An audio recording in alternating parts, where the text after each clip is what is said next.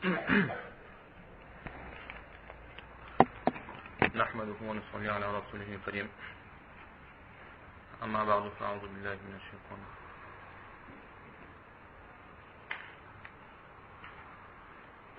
وعنه قال قال رسول الله صلى الله عليه وسلم ثلاث من كن فيه وجد بهن حلاوة الإيمان من كان الله ورسوله أحب إليه مما سواهما ومن أحب عبدا لا يحبه إلا لله ومن يكره أن يعود في الكفر بعد أن أنقذه الله منه كما يكره أن يلقى في النار متفق عليه.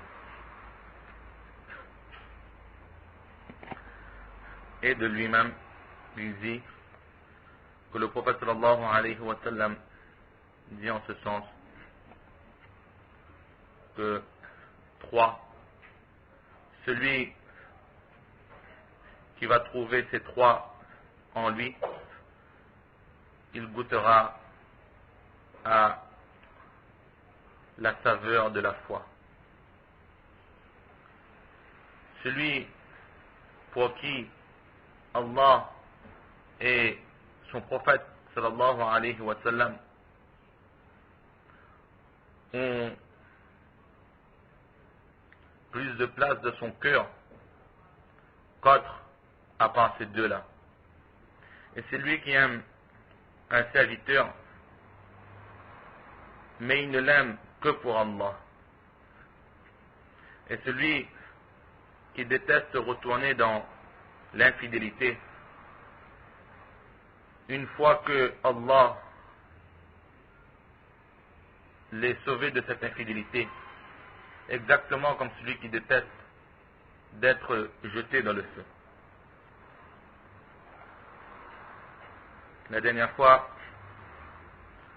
nous avions parlé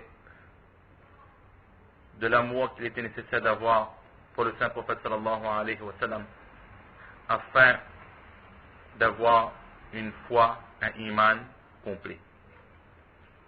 Aujourd'hui, toujours dans ce chapitre de iman de notre livre Mishkat, nous allons voir un nouveau hadith qui est rapporté par lui-même. La dernière fois, nous avions expliqué que pour éviter les répétitions, surtout pour celui qui écrit le livre, lorsque deux hadiths se suivent et le narrateur de ces deux hadiths est le même, alors pour le premier hadith, ils vont mettre le nom du narrateur, et pour les autres hadiths qui vont suivre juste après, à condition que le narrateur soit le même, au lieu de répéter le nom, ils vont mettre simplement un pronom personnel. Ici, le pronom personnel, c'est le hu, qui retourne directement au narrateur précédent qui était Hazrat Anas radiallahu ta'ala an. Donc ceci implique que notre narrateur pour ce hadith aujourd'hui est toujours Hazrat Anas ibn Malik radiallahu ta'ala an. Dans le hadith précédent, nous avions vu sa biographie. Donc nous allons maintenant attaquer le hadith. Le prophète sallallahu alayhi wa sallam dit 3. Lorsque on évoque un nombre, après ce nombre, il y a toujours la chose ou les personnes qui sont dénombrées. On va dire par exemple 2 verres, 3 cahiers, 4 fruits, 5 personnes. Il y a toujours le nombre et la chose ou la personne qui est dénombrée. Et de ce hadith, nous voyons qu'il n'y a que le nombre. Mais la chose qui a été dénombrée n'a pas été citée par le prophète sallallahu alayhi wa sallam. Ce n'est pas un oubli de la part de notre prophète bien-aimé sallallahu alayhi wa sallam, mais c'est juste que le prophète sallallahu alayhi wa sallam, dans chacune de ses paroles, il avait pour habitude de se satisfaire du nombre de mots nécessaires pour que l'interlocuteur comprenne le message qu'il veut faire passer. Et là, juste par ce mot 3 et par le reste du hadith qui va venir, nous comprenons que le prophète sallallahu alayhi wa sallam veut parler de 3 qualités. Donc, il n'a pas cité le mot qualité, il a simplement cité le nombre de qualités nécessaires pour que notre foi soit complète. Donc, il a simplement dit 3. 3 quoi?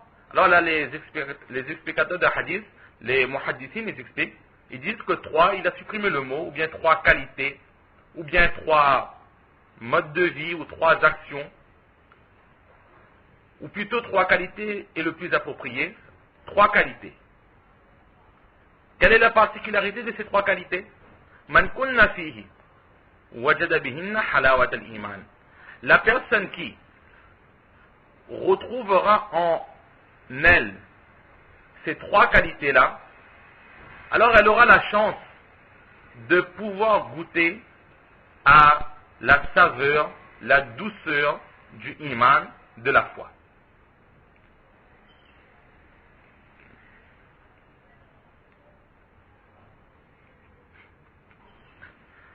Halawat al-iman. Ici, halawa, c'est la douceur, ou encore l'envie. Et dans un hadith du kitab Nasa'i Sharif, Imam Nasa'i, rahmatullah alayhi, de son recueil de hadith, il a cité une narration dans laquelle le mot ta'muhu est en plus, c'est-à-dire wajada bihinna halawat al-imani wa ta'mahu. La personne qui aura ces 3 qualités goûtera non seulement à la saveur du iman, mais il aura aussi la chance de goûter au goût réel de la foi.